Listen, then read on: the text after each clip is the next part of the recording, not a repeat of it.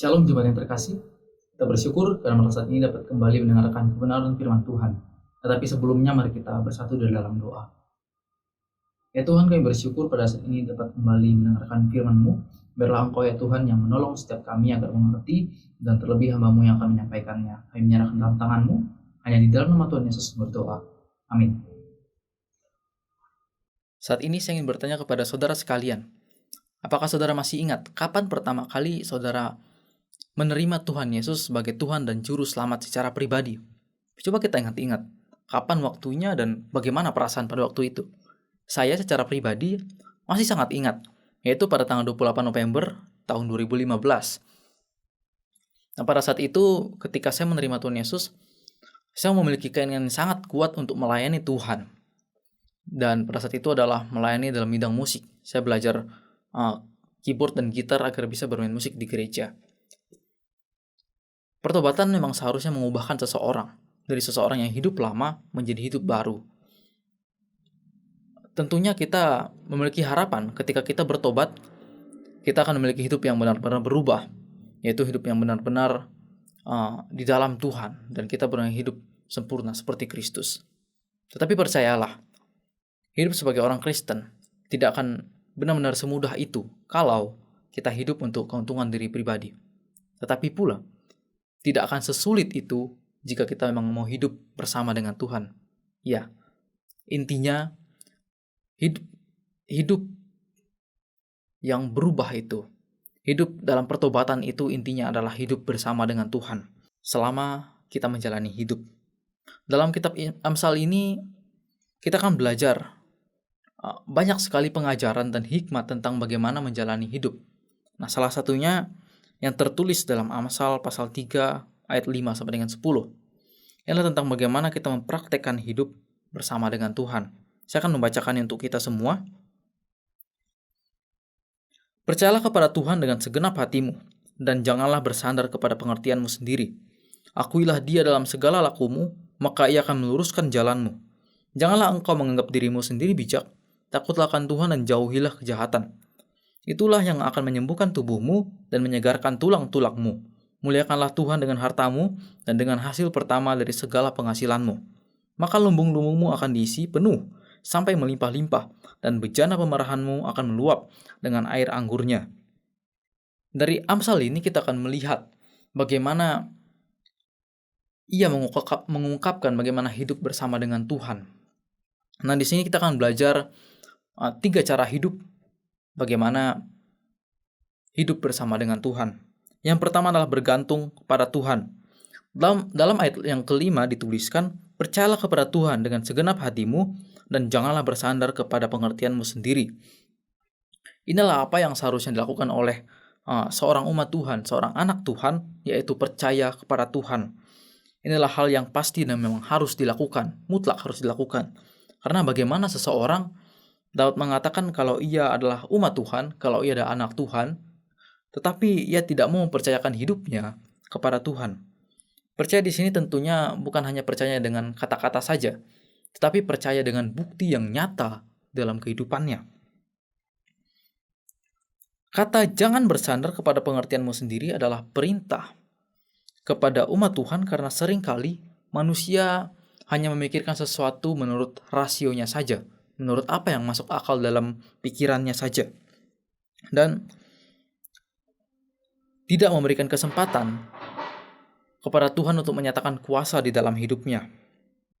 Tuhan memberikan akal kepada manusia agar manusia dapat memikirkan apa yang masuk dalam pikirannya. Tetapi jangan lupa, Tuhan juga memiliki kuasa yang jauh luar biasa yang kadang tidak terpikirkan oleh kita. Kerap kali manusia lebih mengandalkan dirinya sendiri dibanding dengan mengandalkan Tuhan. Dalam hal ini, jika seseorang memang tidak mengandalkan Tuhan, akan terlihat dari bagaimana cara ia menyelesaikan masalah tersebut.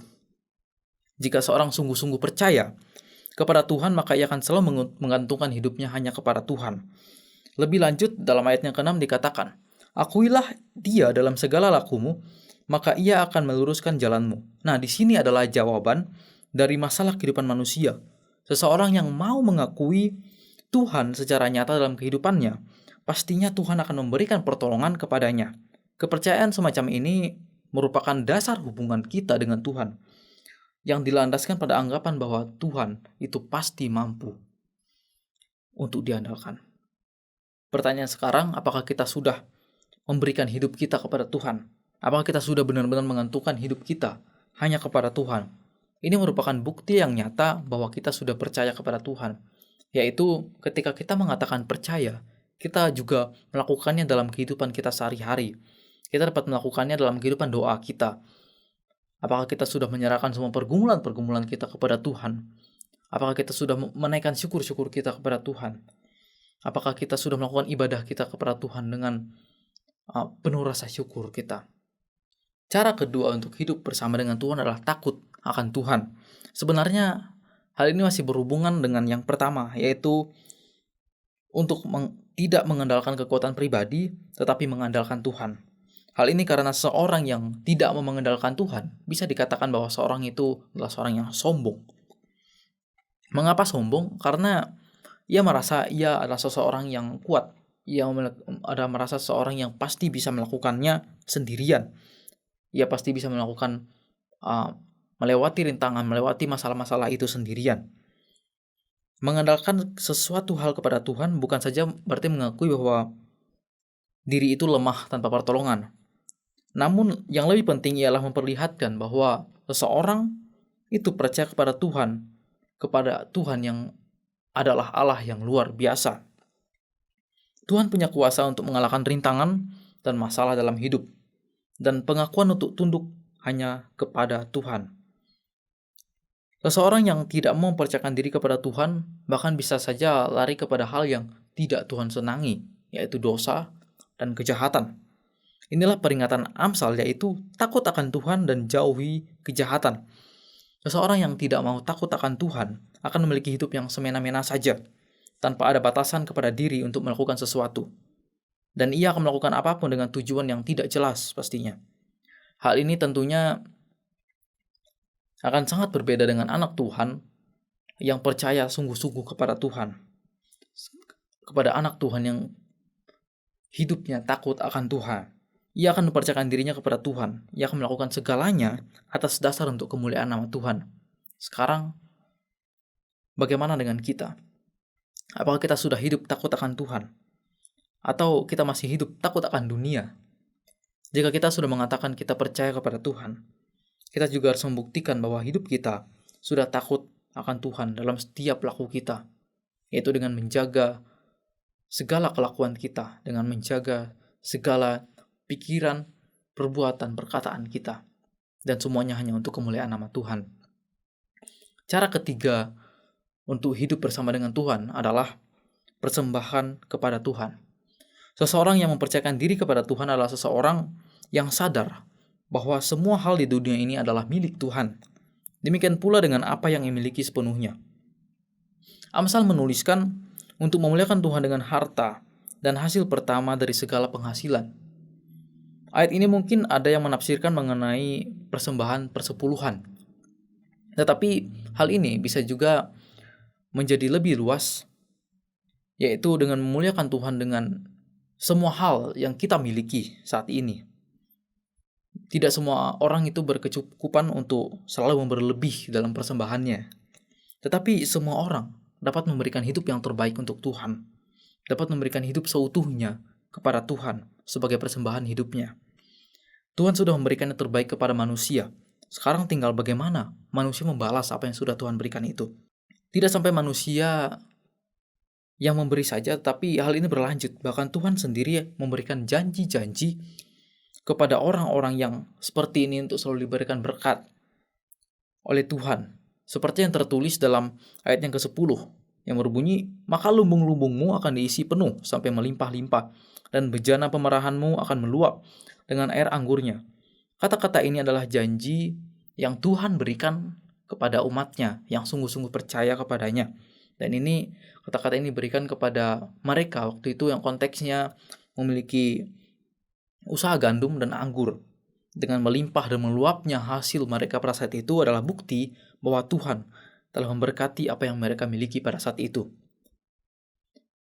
Kita sendiri kadang ragu untuk memberikan yang terbaik untuk Tuhan.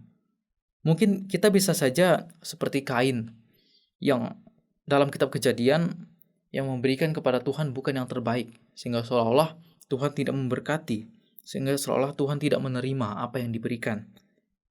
Tetapi kalau kita sudah benar-benar mempercayakan diri kepada Tuhan, padahal kita pula memberikan persembahan yang terbaik untuk Tuhan dari hidup kita, bisa berupa kemampuan kita, skill kita, pelayanan kita, kesaksian kita, atau apapun yang kita miliki saat ini. Mari kita berikan semuanya yang terbaik hanya kepada Tuhan.